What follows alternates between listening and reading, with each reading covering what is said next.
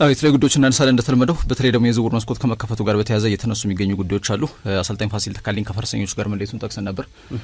አሁን ደግሞ ወዴት ያቀናል የሚሉት ዝርዝር ነጥቦችን የሚጠቁሙ መረጃዎች ትላንትና ማምሻውን ወጥቷል። እነዚህ ነጥቦችን እናነሳሳለን። ከዛ ውጪ የኢትዮጵያም እንዲሁ ከሴቶች ፕሪሚየር ሊግ ጋር በተያያዘ ንግድ ባንክ ሻምፒዮን እንደሆነ ይታወቃልና ግልጽ በሆነ መንገድ ወደ ሩዋንዳ ያቀናል ተብሏል። ምክንያቱም ሻምፒየንስ ሊግ ላይ ይወክለናል፣ ዕጣ ድልድሉ መቼ ይወጣል የሚሉትን ዝርዝር ነጥቦች እናነሳለን። በአርማዶ ላይ የተለያዩ ጉዳዮች አሉ። በተለይ ከዓለም ዋንጫ ጋር በተያያዘ ሻምፒዮን ሆናለች ስፔን። ትላንት በማድሪድ ከተሞች ላይ እንግዲህ ደስታቸውን ሲገልጹ አይተናል። ከነዛ መካከል በተለይ ፓሬዴስና የጋቪ አልትራክሽን ወይም ደግሞ ሰጣ ገባ ጋር በተያያዘ ላሚን ያማል ይዞት የወጣው ባነር መነጋገሪያ ጉዳይ ሆኗል። እነዚህ ነጥቦች ጨምረን አጫጭር የዝውውር ጉዳዮች በጣም በስፋት እየተሰሙ ይገኛሉ። እያንዳንዱ የፕሪሚየር ሊግ ክለቦች ጋር በተያያዘ ቀድሞ ወደ ዝግጅት እየተቃረበ ነው። እነዚህ ነጥቦችን አነሳለደጁ። መልካም፣ ከሀገር ውስጥ መረጃዎችን አስቀድመን መጀመር እንችላለን። መልካም፣ እሺ፣ አመሰግናለሁ። የተለያዩ ጉዳዮችን እንዳነሳ ነው ኢትዮጵያ እንግዲህ በካፍ ሻምፒየንስ ሊግ የሴካፋ ዞን ማጣሪያ በኢትዮጵያ ንግድ ባንክ ትወክላለች። የኢትዮጵያ ሴቶች ፕሪሚየር ሊግ በተደጋጋሚ ሻምፒዮን በመሆን ሪከርዱን የያዘው ክለብ ንግድ ባንክ እንደሆነ ይታወቃል። ወደ ሩዋንዳም እንደሚያቀና ለማወቅ ተችሏል። ያው የሊጉ ሻምፒዮን እንደመሆኑ መጠን ኪጋሊ ከመጓዙ አስቀድሞ ደግሞ እዚሁ መቀመጫውን አዳማ በማድረግ የአንድ ወር ዝግጅቱን በይፋ ጀምሯል። በውጤታማ አሰልጣኝ ብርሃኑ ግዛው ነው የሚመራው የኢትዮጵያ ንግድ ባንክ ሴቶች ቡድን ከሐምሌ 10 አንስቶ በይፋ የተከፈተውን የዝውውር መስኮት በመጠቀም 5 አዳዲስ ተጫዋቾችን አስፈርሟል። እንግዲህ ንግድ ባንክ ጉዳይ በግራም በቀኝም አከራካሪ ነው። እንግዲህ ቁልፍና ወይም ደግሞ ጥሩ አቅም ያላቸውን ተጫዋቾች ከተለያዩ ክለቦች ያስፈርማል። ሊጉን እያዳከመ ይገኛል የሚል ጥያቄ ይነሳበታል። ይህ በእንዲህ እንዳለ ደግሞ እንግዲህ በፋይናንስ ቤዙ ጠንካራ የሆነ ተቋም እንደመሆኑ መጠን ስብስቡን ማጠናከር፣ ለቀጣይ ውድድር ምዕራፎች ላይ ዝግጁ ሆኖ መገኘት፣ ሀገር የሚወከልባቸው ትልቅ አህጉራዊ ውድድሮች ላይ ደግሞ ብቁ ሆኖ መቅረብ ኃላፊነቱ ከመሆኑ እውነታ ጋር በተያያዘ ስብስቡን በጥልቀትም በጥራትም ማጠናከሩም ትክክል ነው ይባላል። ያው በግራም በቀኝም ይነሳል ያሰው። አዎ ባለፈውም ስናነሳ ነበር አይደል? አሁን እንደ ቅዱስ ጊዮርጊስ ያሉ እጅግ ፈርቀዳጅ የሆኑ ክለቦች በአፍሪካ ደረጃ ላይ ያን ያህል ጎልቶ ሲሄዱ አይሰማም። ከምድብም ያን ያህል የተሻገረ አይደለም ጉዟቸውና እንዲህ አይነት ስራዎች ረጅም ጉዞ ለመጓዝ አገር ውስጥ ብቻም ሳይሆን በአፍሪካም በምንወከልበት ቦታ ላይ ለመጓዝ ያግዛል። ምንም ጥያቄ የለውም። ኢትዮጵያ ከ17 ዓመቶች ታዳጊ ብሔራዊ ቡድን አጥቂ የሆነችው ሊዲያ እያሱን አስፈርሟል። ለምሳሌ 19 ጎሎችን በውድድር ዓመቱ ላይ በማስቆጠር የከፍተኛ ሊግ ሻምፒዮን በሆነው ክለብ ላይ እንግዲህ ከፍተኛ ጎል አስቆጣሪውን ያጠናቀች አጥቂ ናት። መዳረሻዋ ንግድ ባንክ ሆኗል። እንደ ሴና ፎቆም አይነት ተጫዋቾች እንዳሉ ሳንዘነጋ ማለት ነው። ሌላው ውጤታማ አጥቂ ምህረትም እንደ ኢትዮጵያ ንግድ ባንክን ካስፈረማቸው 5 አዳዲስ ተጫዋቾች መካከል ስሟ መካተቱ የሚጠቁሙ መረጃዎች ናቸው። ትናንትና ማምሻውን የወጡት ውላቸው ተጠናቆ የነበሩት ወደ 9 የሚጠጉ ተጫዋቾች ቆይታቸውን አራዝመዋል በንግድ ባንክና ሴካፋ ዞን የካፍ ሻምፒየንስ ሊግ ባለድል በመሆን እንግዲህ አጠናቋል ማለት ነው። ግልጽ በሆነ መንገድ የዘንድሮ ውድድር ነሐሴ 16 ጀምሮ ሩዋንዳ ኪጋሊ ላይ ይካሄዳል። ይህም ቀን ተቆርጦለታል። በ8 ክለቦች ተሳታፊ ሆኑበታልና የሴካፋ ዞን አሸናፊ የሆነው ቡድን ነው ወደ ሻምፒየንስ ሊግ ቲኬት የሚቆርጠው፣ እንዲሁ መካከለኛውና ምስራቅ አፍሪካን የሚወክለው ማለት ነው። ይህ ውድድር ኦፊሻሊ ነሐሴ 16 እንደሚጀምር መናገር እንችላለን። ከዛ ውጪ ከአሰልጣኝ ፋሲል ተካልኝ ጋር በተያያዘ ያው ከፈረሰኞቹ ጋር በይፋ እንደሚለያይ ጠቅሰን ነበር።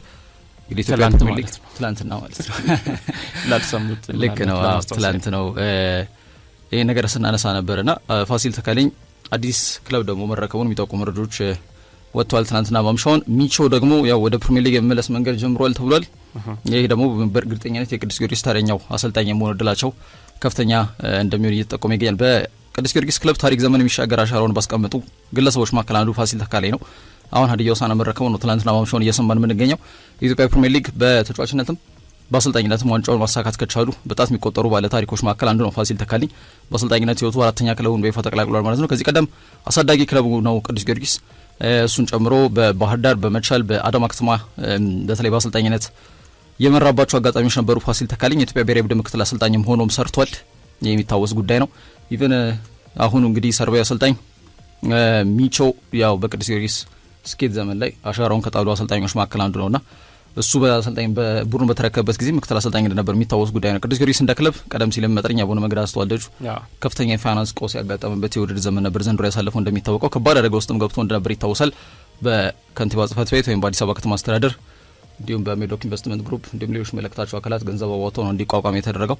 ያ ደግሞ ከነበረበት የወራጅ ቀጠና ስጋት ቢያንስ 4ኛ ሄዶ እንዲያጠናቅ ምክንያት ሆኗልና በሊጉ እንዲቆይ ምክንያቱም አሻራው ከፍተኛ የሆነ ክለብ ከመሆኑ እውነታ ጋር በተያያዘ ማለት ነው። እንደዚህ አይነት ከባድ ጊዜዎችን እንዲያሳልፍ ደሞዝ ባለመቀበል ወይም ደሞዝ ሳይቀበሉ ስራ መስራትም የሚካተትበት ነው። እጅግ አቤል ያለውን ያጡበት መንገድም በጣም አሳዛኝ ነው። አቤል ያለው ከሲዳማ ቡና ጋር ዋንጫ አንስቷልና ለወራት ደሞዝ ሲከፈላቸው እንዳልነበረ ሲገልጹ ነበርና ከተወሰነ ጊዜ በኋላ ነው መሀል ላይ ተሻሽሎም አራተኛ መሆኑ ራሱ በዚህ አመት ከሰራበት ደግሞ ለዋንጫ የሚበቃ ክለብ ነውና ትንሽ ስራ የሚፈልግ ነው። በደንብ ምንም ጥያቄ የለውም። ፋሲል ተካልኛው ገብረመድህንና ውበቱ አባተን ቀጥሎ የክለብ ለውጥ ያደረገ ሌላኛው አሰልጣኝ ይሆናል። ከዚህ ከፋይናንስ እጥረት ጋር በተያያዘ አሁን እንግዲህ መቋቋሙን ተከትሎ በዛ ከባድ ጊዜ በክለብ ውስጥ ጸንተው ለቆዩ ግለሰቦች ግን እንደ ማበረታቻ ሽልማት ቅዱስ ጊዮርጊስ ማሰቡን ማንሳትም ያስፈልጋል። ቀደም ብዬ እንዳልኩት ነው ገብረመድህን ኃይሌ ኢትዮጵያ ቡናን ተረክቧል ለ2 አመት። እንግዲህ ኢትዮጵያ ቡና ማለት የቅዱስ ጊዮርጊስ ቀጥተኛ ዳይሬክት ኦፖነንት ነው። ያው በሸገር ደርቢ ይታወቃል። ሁለቱም አዲስ አበባን የወከሉ ሁለቱም ህዝባዊ ክለብ መሆናቸው ያመሳስላቸዋል። ፕላስ የደርቢ ፉክክሩም እንዳለ ይታወቃልና ኢትዮጵያ ቡና በእግር ኳስ ታሪክ በአዲስ መንገድ እንግዲህ ከተዋቀረበት 1991 የኢትዮጵያ ፕሪሚየር ሊግ የውድድር ዘመን ጀምሮ አንድ ጊዜ ብቻ ነው ዋንጫውን ያሳካው በውበቱ አባተ ስር። ስለዚህ በድጋሚ እንግዲህ ዋንጫውን ለማሳካት ገብረመድህን መሾሙ ትልቅ ጉዞ እንደሆነ መናገር እንችላለን። የ8 ቢሊዮን ብር የሚፈጅ ስቴዲየም ለመገንባትም እቅድ ይዘዋል።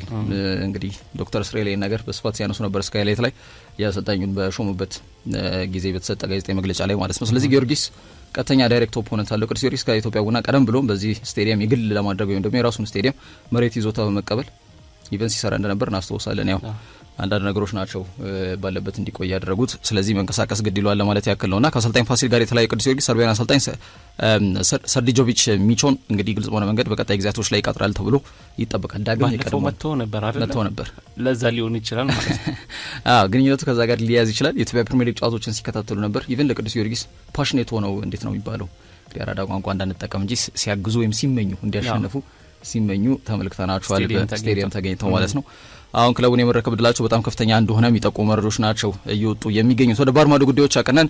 ላፉሪያ ሮሃ ስፔን ብሔራዊ ቡድን ከ16 ዓመታት በኋላ ያሳኩትን የዓለም ዋንጫ ይዘው በማድሪድ የተለያዩ ከተሞች ላይ እንግዲህ ከደጋፊዎቻቸውና ከስፔናውያን ጋር ደስታቸውን እየገለጹ ይገኛሉ። በዛ ሂደት በተለይ በዓለም ዋንጫ ብዙዎች እግር ኳስ አሸነፈ ቶኒ ክሮስን ጨምሮ እግር ኳስ ድል ያደረገበት ምሽት ነው በሚል የዓለም ዋንጫ ፍጻሜ ጨዋታን በዛ መንገድ እያብራሩት ይገኛሉ። ሊዮኔል አንድሬስ ሜሲ አንድ ጨዋታ ላይ እንኳን እሱ ከጨዋታ ውጭ የሚሆንበት ስትራቴጂ ሲነደፍ ሌሎቹ ምንድነው የሚሰሩት አንድ ሰው እንኳን የሚያግዘው የለም በሚል ጥያቄም እየተነሳ ይገኛል።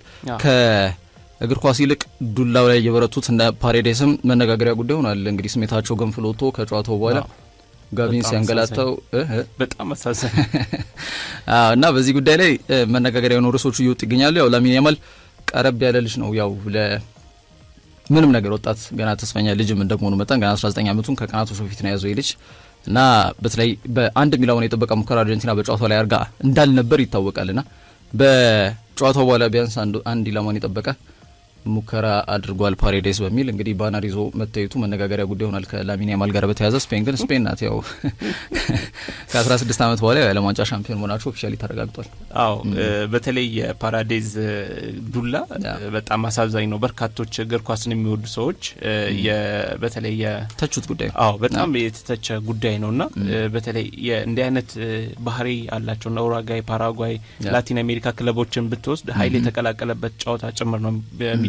ባህሪያቸውም እጅግ ግልፍተኞች ናቸውና ትንሽ ነገሮችን ያልፉም። የኤንዞ ፈርናንዴስ ቀይ ካርድ ራሱ ክለቡን ዋጋ እንዳስከፈለው ነው እያነሱ ያሉትና አስቸጋሪ ነው። ፊፋ ምናልባት ቀጣይ ጊዜያት እንዲህ አይነት ነገሮችን መርምሮ ቅጣት ካላሳለፈ ከባድ ነው። እንዴ ቅጣትማ ግድ ነው። የእግር ኳስ ቤተሰቡ የሚጠብቀው ጉዳይ ነው። በነገራችን ላይ ያው እግር ኳስ መሸነፍ ያለ ጉዳይ ነው።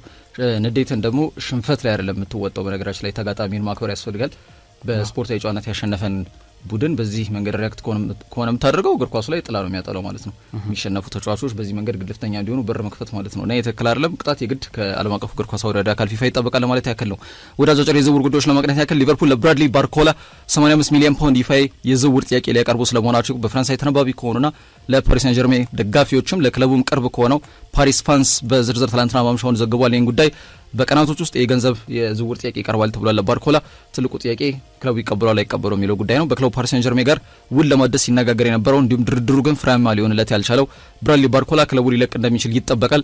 በፈረንሳይ ታላቅ ክለብ ፓሪስ ሳን ጀርሜንና በፈረንሳይ ብሔራዊ ቡድን ውስጥ ደማቅ አሻራ ካሳረፉ ተጫዋቾች መካከል አንዱ ነው። ገና የ3 ዓመት ላይ ነው የሚገኘው ባርኮላ እስከ 2028 በፓርክ ዴ ፕሪንስ የሚያቆይ ውል አለው። ይህንን ሁኔታ ተከትሎ ያው ከጋዜጠኛ ሴባስቲያን ቪዳል ጋር በተያያዘ የፓሪስ ፋን ዘጋቢ ነው በነገራችን ላይ እና እሱ ነው በዝርዝር ይህን መረጃ ይፋ ያደርገውና 85 ሚሊዮን ፓውንድ የ100 ሚሊዮን ዩሮ የዝውውር ጥያቄ በአስቸኳይ ሊያቀርቡ ይችላሉ ተብሏል። ሊቨርፑሎች እንደሚታወቀው እያንዳንዱ ክለብ በንቃት እየተንቀሳቀሰ ነው የፈዘዙት። አርሰናል እና ሊቨርፑል ናቸው ቢባል ብዙ ማጋነን አይሆንም። ቼልሲም እየተንቀሳቀሰ ነው።